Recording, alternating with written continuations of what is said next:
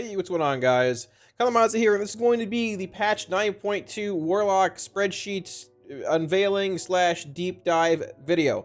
So, for those of you who don't know, typically every patch, every PTR cycle, I make a spreadsheet which is more or less built around Warlocks, covering every spec, talent combination, Legendary, Soulbinds, Conduit, Covenant, gearing, BIS profiles, crafting, whatever you can possibly think of, and, well, really whatever I can possibly think of for Warlocks. Now, a lot of this data for raid testing and things can sort of just be extrapolated out for other classes and raid testing, you know, however you want to approach it. But typically, I have it as an early access kind of thing behind my Patreon at the Tier 3 Felguard rank or higher, which, by the way, thank you to all my patrons for all support. Once again, really appreciate it, guys. Thank you, thank you. And typically, once it's done, towards the end of PTR, I release it publicly, and, you know, we're basically at the end of PTR now. Now, I will say that there are some things on PTR that are currently a bit odd.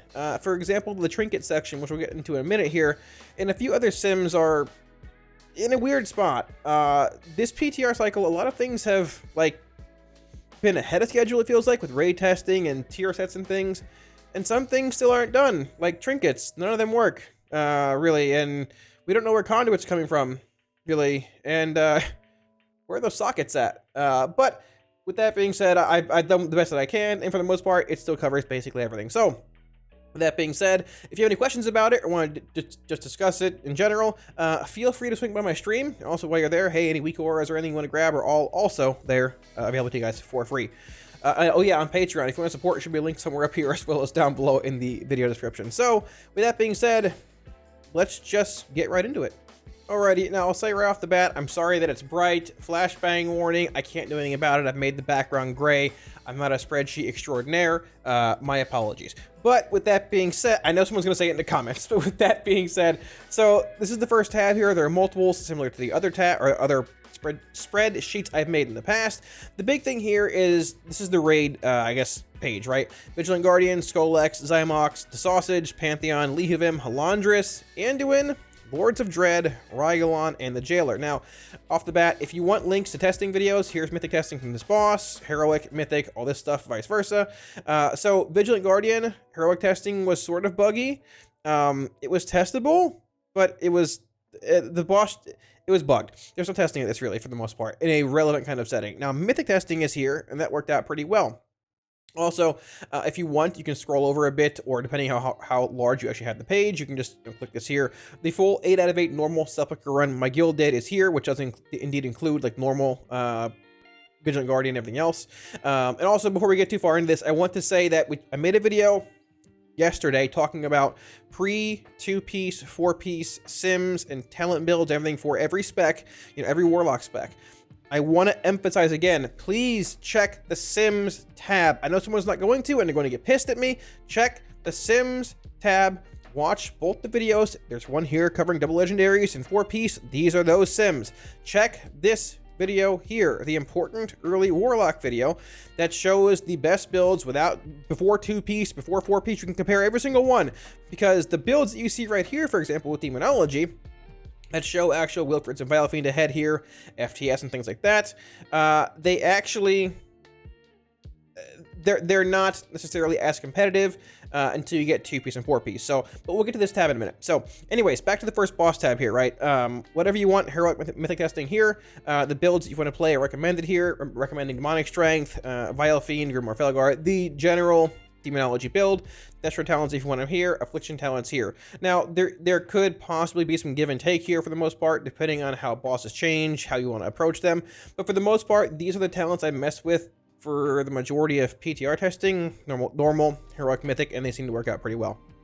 Now, I will have a more in-depth video coming out talking about the raid in the next few days as well, recommended specs and ways you want to approach fights. But you know, at the same time, I did put recommended specs here. Vigilant Guardian, for example, you can play with your toes. It doesn't really matter. The boss is going to die either way. Destro, at this current point in time, unless they nerf the 4-piece and whatever, has a very strong AoE profile. This is a relatively heavy AoE fight most of the time. On Mythic, the boss is out permanently. On Heroic, it doesn't come out to the very end. But Destro was very good here. Demonology, playing Big Dogs build, FTS, Dreadlash, even like the single target build, provided a lot of cleave here. I wouldn't fault you for playing either of them. And even Affliction, like, I actually put Legendary as synergy / Wrath of Consumption, because we're assuming double legendaries here, right? So Decaying Soul Satchel, whatever you're playing, whatever covenant you are, plus this, right? Wrath could be decent on this fight, because you can chain the actual Wrath of Consumption buff a crazy amount, but for the most part, I feel like Destro and Demo probably bring a little more. In the end, once again, though, you can play with the toes, and the boss will die. Skrillex, Demonology, single target. Zymox, more or less Demonology. It's single target and heavy ag cleave, but they're sort of stacked, so you can get good implosion value. The Sausage, basically single target. There is an ad that spawns, which needs to die, but, I mean, even during testing, it died pretty fast. We just played Demonology and killed the boss, because Destro is not good right now. Pantheon, this fight, we've talked about it a lot. This fight is very good for Affliction and Destruction, even though they are very undertuned. This is like the best council / cleave based fight we've seen for Warlocks since like Legion, since like what was it called in the last raid, the Eridar boss that everybody just played Warlocks and Shadow Priest on. That one. This fight is incredible. It's permanent. It's 2 targets in phase 1 and 2 that don't share health, that don't heal, that don't do anything stupid. And when the final phase starts, there are 4 permanent targets. So you can play Inevitable Demise, for example, as Affliction, and get these insane 5-target, Soul Rot extension with Dark Glare, ID stack drains off. It's actually wild. Then it covers it a bit here with Decaying Soul Satchel. You can play Destro if you want as well, with 2-minute build, whatever. Even if you want to play Demonology, the bosses for the most part are stacked, but this is a very good AF Destro fight, and there's really just not much else to it. Lihuvim, Demo Destro, if you need heavy priority cleave damage, you can probably play Destro here. We just played Demonology for the most part, and it pretty much just died. A lot of movement in this fight, a lot of I guess space to traverse in the room depending on your strategy, so I just played Demo, is what it is. Halandris, so this fight has been reworked. We're getting into that part where a lot of fights have been reworked or untested here. Halandris has been reworked. The pylons are no longer there, so I probably need to actually update this part here. Just caught it.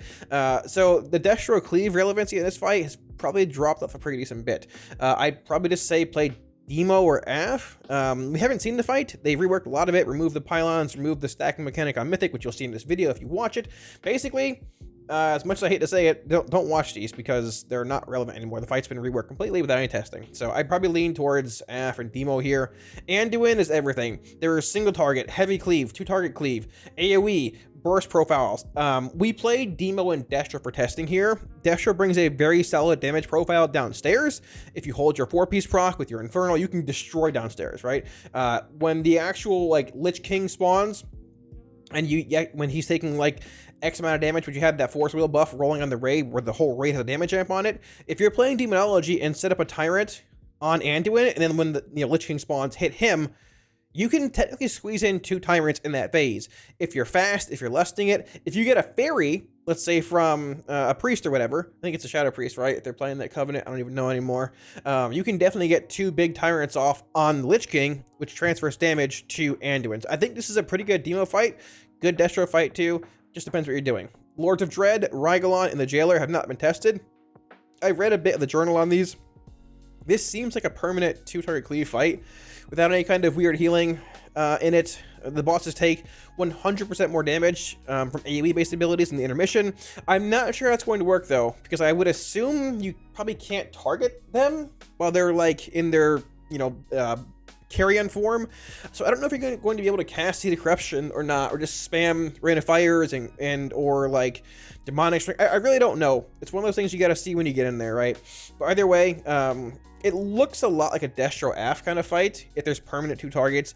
Demo's probably not bad, but once again, there's that. Rygalon seems like a single target fight. I can't really tell if you need to cleave the actual, whatever you call them, the void zones, whatever it is. But I'd probably just say play Demo. We'll see when we get there. Pretty up in the air. And once again, no video footage of any of these bosses because they haven't been tested. The Jailer seems pretty single target too. But, I guess we'll find out, week 3? When Mythic opens. So yeah, this section covers everything. Talents, builds, whatever you want. Random notes up here, give and take a little bit. And once again, please, I didn't mean to move that. Please look at the Sims tab. If you want to watch the whole normal raid here, you can do it. Please look at the Sims tab. Don't get mad at me when you play the wrong build because you weren't paying attention. So, with that being said, second tab here, Sepulchre Boss Loot / Gearing tab. Now, interesting things have happened. I would keep an eye on this tab. This is all speculative sort of still.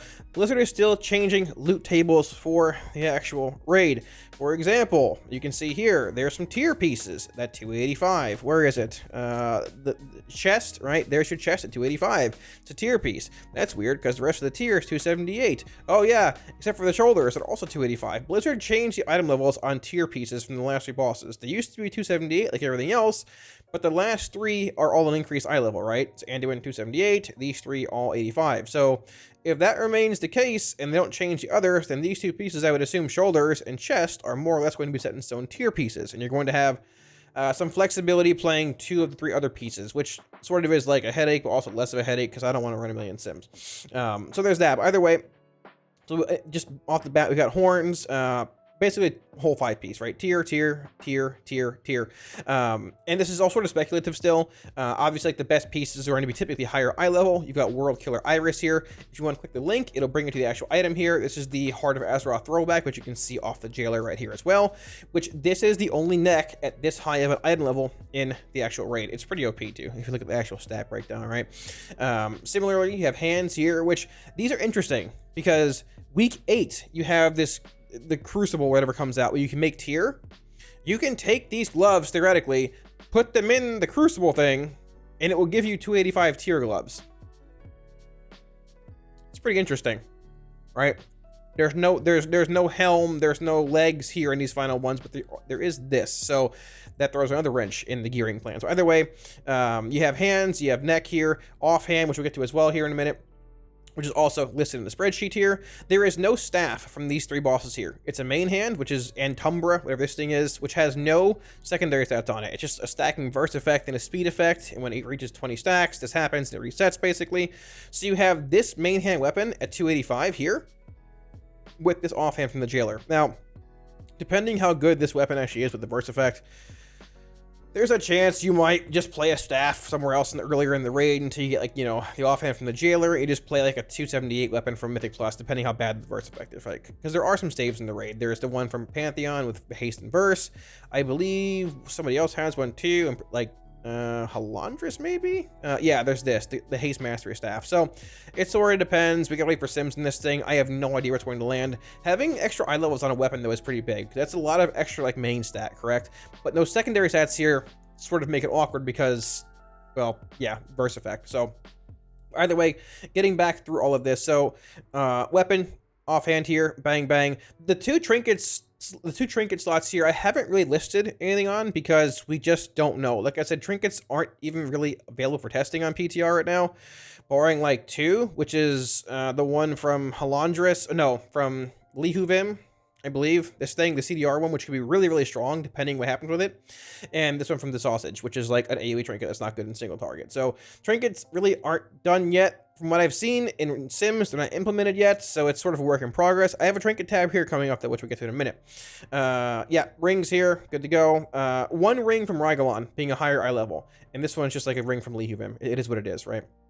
And for the most part, this will cover everything else. Chest, tier, cloak, higher cloak from...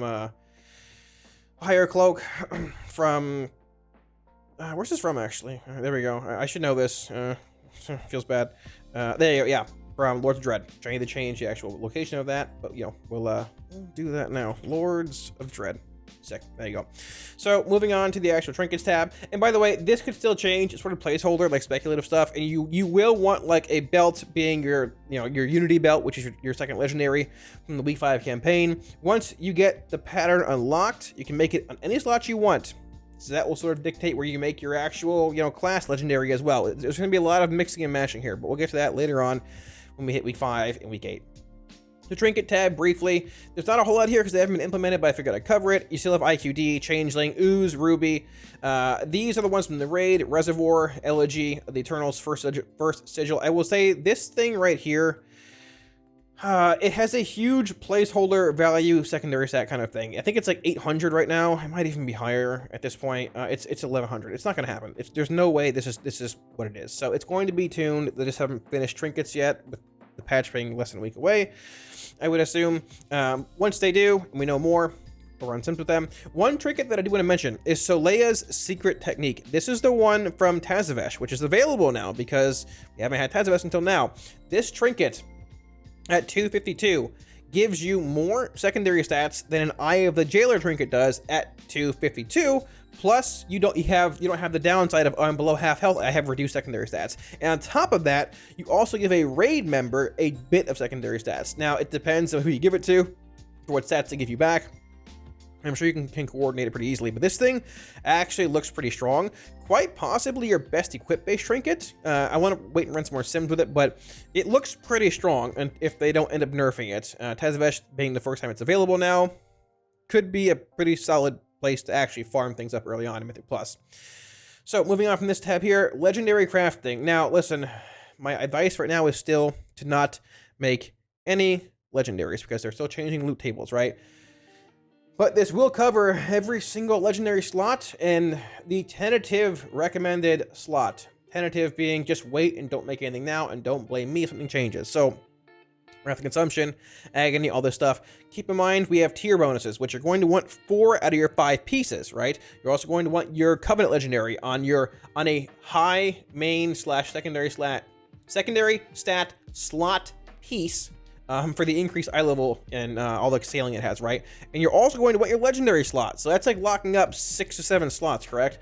So for example, here we've got, we've got Legs and Feet on Sacrolash. Now, recommended slot theoretically is Legs if you're not breaking your tier set, because Legs have a higher main stat / secondary stats. They have more stats than a ring would at that level. But if you're breaking your tier set, or sorry, Feet, then they have more stats than Feet would have. But if you're breaking your tier set, you'd want to put them theoretically on Boots if you wanted to make it at, some early point, right? And tier gear is not going to be, okay, something drops and I choose whatever piece I want. You might go a long period of time without getting shoulders or chest, which, theoretically could be better, but you have to wait, right? A great example is Malefic Wrath. It's double tier pieces, right? Shoulders and hands. The recommended slot here, even though shoulders technically are at a higher eye level from the final 2 bosses, once again being 285, and for whatever reason they changed that to make things even more of a headache. Realistically, normally you'd say, oh, shoulders, because they're a higher secondary stat, main stat allocation than gloves are. But because the shoulders are a higher eye level on these as your tier bonus, realistically you're going to want to play this and the chest being set in stone, so you make Malefic Wrath on gloves. But then you have the question of, oh, week 8 when the Crucible comes out, can I just turn these gloves into tier? The answer is yes, you can, but you have to wait that long. So you can see why legendary crafting is an actual nightmare right now. The best answer is to wait until the raid comes out, and I'm sure I'll update people on that and make a video at that point too. But this should realistically reference or incite like what the proper piece is. If you have any questions, put them down below, come by stream, ask about it, and I'm sure we can, figure it all out. Okay, so getting into the Sims part of the spreadsheet, being the 9.2 Warlock Sims tab, DSS is Night Fae, Decaying Soul Satchel. SOA is Shard of Annihilation, meaning you're playing Neferlord. I compared these 2 covenants basically across every spec, because these are the 2 like frontrunners, right? Number 1, like I've said a million times, very important. Please watch this video right here that came out yesterday that covers the pre-2-piece, 4-piece, single legendary Sims. Because the builds you're looking at right here, I will tell you right now, are not the ones you're going to play week 1. Those builds are in this video and these Sims. If you want a link to these Sims though, that link is right here. There are 2 videos. Please don't get mad at me if you mess it up. So yeah, and there's notes here, multiple warnings, but yeah, okay, so let's get into it. So Demonology, single target, 5 minutes. Night Fae, Neferlord. So I put Wilfrids versus Grim Inquisitors here. Now, I will say right now, I think there's more min-maxing to be done with Grim Inquisitors as a single target legendary. Haven't really gotten that far yet. We'll get there. If something is relevant and warrants more attention, we'll definitely do it. So they're all playing Dreadlash here, by the way. Once you get 2-piece, Dreadlash becomes a lot better. It becomes better than Demonic Strength, unless you need that huge cleave in like a 1-minute duration on certain fights. So Decaying Soul Satchel, Wilfrids being ahead with Biofiend, I'm sorry, being ahead of FTS by about 25-ish DPS. Now, when you acquire your 4-piece, which this sim is, double legendaries as well, From the Shadows gains a decent bit more value than when you don't have the 4-piece, because the imps, the malicious imps, when they expire, they cast their Doom. Doom is Shadow Flame damage, which is increased by FTS, the debuff, right, from the shadows. FTS increases Hand of Gul'dan splash damage, technically implosion damage, Demon Bolt damage, Tyrant's Demon Fire damage, which is why it's pretty good here, and malicious imp Doom damage. I'm going to say right now, if there's a 25 DPS difference here and like a 10 DPS margin of error, I'm playing FTS. I'm not going to play Vile Fiend. Like, the fact that you can play FTS with Dreadlash, whether you're playing Grimoire or not, with Grim Inquisitors or not, makes the spec much more forgiving, much more fluent. It just feels better. And it makes, also with the 2-piece, the 11 Imp Tyrants much easier, sort of regardless, but like having to mix in that Vile Fiend, it just feels bad. You can't really do it. So, yeah, very close here. I would play FTS. You can look over here at Necrolord stuff. Actually, FTS being ahead of Vile Fiend by a bit because of the Shard of Annihilation legendary, giving Demon Bolt more value, and about a 60, I guess like what, 50, 60-ish DPS margin of error between the two, favoring Night Fae. And once again, DSS versus SOA. If you factor in a second target, or a third target, or 4 targets, Night Fae will leave Necrolord behind, because this is all single target legendary, right? You can look down here, once again, if you want at 4 target, 40-second sims, Destra here as well, favoring Necrolord by a tiny bit. Also, like, you can go back and forth here, looking at Night Fae, factoring in more targets, DSS will pull ahead. Wilfred's Reign of Chaos, 2-minute build, 4-piece. We know this being very good. Also favoring Reign of Chaos here. A lot of Reign of Chaos favoritism because just how strong the 4-piece is with it. And Affliction down here as well. You've got DSS Malefic Wrath for Night Fae, looking at Necrolord being ahead by about 1,000 DPS with a very strong execute base profile. This is Shard of Annihilation, Malefic Wrath. Yeah, it's ahead by a pretty substantial amount. But the thing is, you don't have the same overall average damage until you get to that execute profile. And even if, like, hey, you can play this and it does good execute damage, but you know what just does more damage in the first place? Demonology by about 600. So once again, if sims change, I will update this document, and this is part of the actual guide. But if you want the sims, they're all here. Now, the last few tabs here, Legendaries, this has sort of been here for a while. It's basically just talking about what they do, where you acquire them, the grade for rating and all that. No real new Legendaries is patched, but if you're looking to references for whatever point, it is indeed here. Conduits are one thing that has changed a bit. We're really not sure where to get them, because the 278 item that was on the vendor in Azeroth Mortis was removed this patch. So you can get a handful of them from the raid. Like if you go through here, there is, you know, Rolling Agony here, Shade of Terror, Malignancy, Tyrant Soul, your Covenant ones on Pantheon, which is a pretty cool, like, little Easter egg there. Ashen Remains, Born of Blood, but then Combusting Engine, then there's like none here. And there's like 21 Conduits that you need as well. There is no place in the game to get these at this point in time outside of the raid. And there's like, what, 8 of them in here? So there have been heroic Conduits dropping in Mythic Plus, in plus 15 or higher keys at like 263 eye level, whatever it is. So that seems like the way you get the heroic ones. Now, I'm not sure if they're trying to shift things around, like doing plus 20s and giving mythics. I really don't know. If I do know, I will update this document. The ranks might not be up to date, but we know what they do. It is what it is. I'll fix it if I have to. But I did indeed update the drop locations. For example, you can actually see Vigilant Musala, DOS, or Vigilant Guardian, Anduin Rin, Halandris. This is old. I should probably change that. The Sausage, not Remnant, the Segni, Pantheon, all that kind of stuff. So if you're looking for a general reference point on all these, they're all here. And the final, tab here is Soulbinds. For the most part, honestly, we're just pretty much playing Dreamweaver everywhere. It's very, very good. There is some play for Karain in Mythic Plus, for example, or I guess like some heavy AoE ad spawning settings for Destruction. You can play Nia as Demonology still. It's fine. The half-minute Grove Invigoration buff is okay. With Decaying Soul Satchel, even before that, she's like Dreamweaver sims higher with Field of Blossoms, even before you get double legendaries and play Decaying Soul Satchel. And like, she started simming higher when we opened up Dream Delver, like, week 6 or whatever of 9.1. But for the most part, people stuck with Nia. Still sort of have been like a mix of back and forth between the two as Demonology. Dreamweaver's ahead by a decent bit in this raid. I can say after playing with her in raid testing, it feels much easier to actually get that Field of Blossoms relevancy and value. And when you get DSS, you play Dreamweaver. And that's just it. Because the DSS field value, it stacks. It's just really good. So yeah, thanks for watching, dudes. I'm pretty happy to finally be able to unveil the spreadsheet at this point. It's been a lot of work over the past few weeks, and honestly the past, well, like a few months, and really the past week getting it already. I'm a little disappointed that certain things like trinkets haven't been testable and really aren't, I guess, known as far as PTR is concerned, with it being a release candidate. We have no idea about sockets at all, anything, and conduits have just sort of disappeared. But, you know, whenever Blizzard does indeed update that, I will also update the spreadsheet accordingly. If you guys have any questions about it or any comments, suggestions, concerns, be sure to drop them down in the comment section below. Or if you want to swing by stream and talk about them directly, should be a link down here somewhere. Also, if you want to grab any weak orders that I use, they're also indeed available to you guys for free. Swing by anytime. Feel free to do so.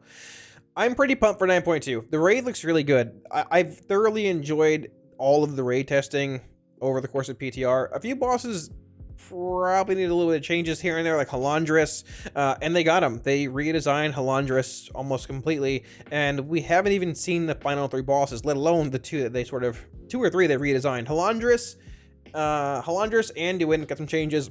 In Lehuvim had a whole mechanic added to it on Mythic in Phase 1. I wouldn't say I'm concerned. I'm excited, though. Anduin's like a final... It feels like it's a final boss in the middle of a raid. And once you finally kill him, or, you know, defeat him, however you want to word it, the next 3 bosses look incredible, and they haven't even been tested publicly, which is going to be really, really cool. This race, this tier, it's going to be wild. And I'm really, really, really excited about it. So, but yeah, thanks for watching, guys. Also, obviously, the spreadsheet link is down pinned in the comment section below. And one more time, one big shout out to my patrons, guys. Thank you for all the support. Really appreciate it. If you're looking at or interested in supporting, it should be a link up here and down in the video description, right above the actual pinned spreadsheet. Look at that. How convenient. That works out pretty well. Thanks for watching, dudes. If you like the video, be sure to smash the like button below, hit the sub button while you're done there as well. And I will catch you all again soon on stream. Peace.